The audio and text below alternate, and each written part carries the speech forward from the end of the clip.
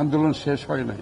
এই 95% মানুষ আজকে এই আন্দোলনের সাথে যুক্ত হয়েছে। কোটা আন্দোলন এটা তো আজকে নতুন শুরু হয়নি, এগুলো অনেক হয়েছে দেশে। ক্ষমতা দখল করে কেউ যদি মনে করে আন্দোলন শেষ হয়ে গেছে, তার চেয়ে বড় ভুল আর কিছু হতে পারে না। দেশ বিরোধী সরকার, বাংলাদেশের জনগণের বিরোধী সরকার, যেখানে হাজার হাজার নেতাকর্মী গুম হয়ে যায়, হাজার হাজার নেতাকর্মী তাদের বাড়িঘরে থাকতে পারছে না, যেখানে কোনো জীবনের নিরাপত্তা নাই, আইনের শাসন নাই, একবার দেয় একবার দেয় না, একবার কোর্টের কথা বলে একবার তারা নিজেরা বলে। কোটা আন্দোলন, এই কোটা আন্দোলন এটা তো আজকে নতুন শুরু হয়নি, এটা তো অনেকদিন আগে থেকে চলছে।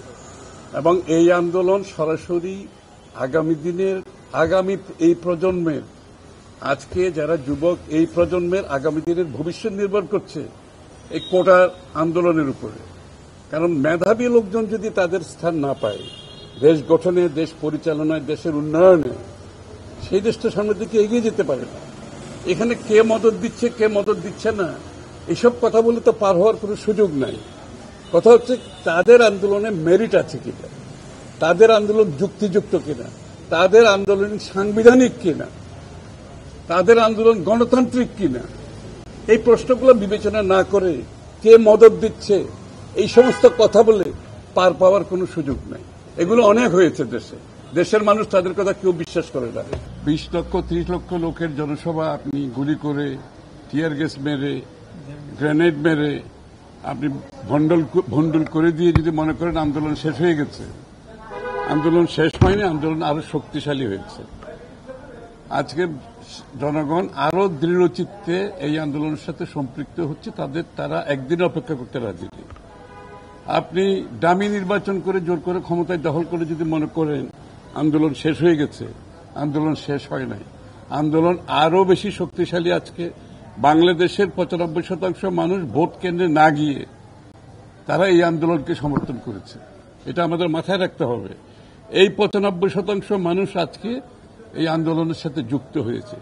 এই নির্বাচনী প্রক্রিয়া, এই রেজিমের বিরোধিতা করে তারা ভোট কেন্দ্রে না গিয়ে প্রত্যাখ্যান করেছে।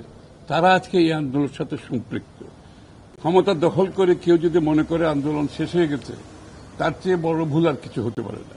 সুতরাং এই চলমান আন্দোলনের কে আরো গতি সৃষ্টি করার জন্য আজকে আমরা আমাদের যুগপৎ আন্দোলনে যারা সহযোগী, আমরা সবাই মিলে আমাদের কাজটা আগামী দিনের কর্মসূচি প্রণয়নে কি হবে, দেশের বর্তমান প্রেক্ষাপটে জনগণের চাহিদা পূরণে আমরা কি করতে পারি সবাই মিলে, এবং এই আন্দোলনের সফল সমাপ্তি কিভাবে করতে পারি সেটাও আজকে আমরা আলোচনা করেছি।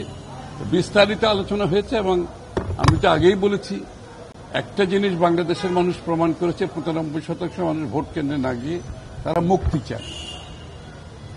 এই 20-30 লক্ষ লোকের জনসভা ভণ্ডুল করে যে কোনো আন্দোলন শেষ হয় না, সেটাও বাংলাদেশের মানুষ প্রমাণ করেছে চলমান আন্দোলনের মাধ্যমে।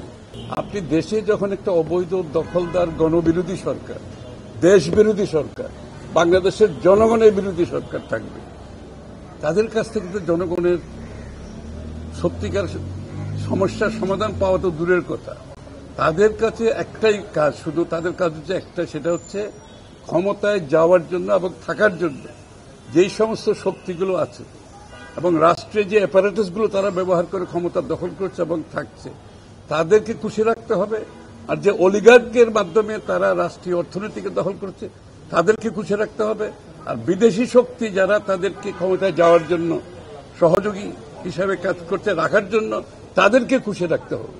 মূলত এই সমস্ত তাদেরকে খুশি রাখার মাধ্যমে তাদেরকে ক্ষমতায় যেতে হবে এবং থাকতে হবে। সুতরাং বাংলাদেশের জনগণ, যেখানে 60 লক্ষ বিরোধী দলের নেতা কর্মীর বিরুদ্ধে মামলা হয়, যেখানে হাজার হাজার নেতাকর্মী গুম হয়ে যায়, খুন হয়ে যায়, যেখানে হাজার হাজার নেতাকর্মী তাদের বাড়িঘরে থাকতে পারছে না, পালিয়ে বেড়াচ্ছে, যেখানে কোনো জীবনের নিরাপত্তা নাই, যেখানে কোনো আইনের শাসন নাই, একমাত্র কারণ হচ্ছে তারা নির্বাচিত সংসদও নয়, নির্বাচিত সরকারও নয়। সুতরাং তাদের অবস্থান যে এখানে থাকবে, এটা তো আশ্চর্য হওয়ার কিছু নাই। এর মধ্যে যদি মুক্তিযুদ্ধের তৃতীয় জেনারেশনকে তারা মনে করে পিছিয়ে পড়া লোক, তাহলে আমাদের কিছু বলার নাই। তারপরেও মুক্তিযুদ্ধের প্রতি সম্মান রেখে একটা ছোটখাটো রাখা যেতে পারে হয়তোবা, কিন্তু সেটা বাংলাদেশের যে মেধাভিত্তিক যে দেশ গড়ে তোলা, মেধাভিত্তিক একটা দেশকে সামনের দিকে এগিয়ে নিয়ে যাওয়া এবং যেটা ব্যতীত কোন দেশ সামনের দিকে এগিয়ে যেতে পারে না, এইরকম একটা অবৈধ দখলদার সরকার সেটা চায় কিনা, সেটা হচ্ছে প্রশ্ন। তারা সেটা চায় কিনা। তারা যদি চাইতো তাহলে এই খেলাধুলা করার তো কোনো দরকার ছিল না। একবার দেয়, একবার দেয় না, একবার কোর্টের কথা বলে, একবার তারা নিজেরা বলে।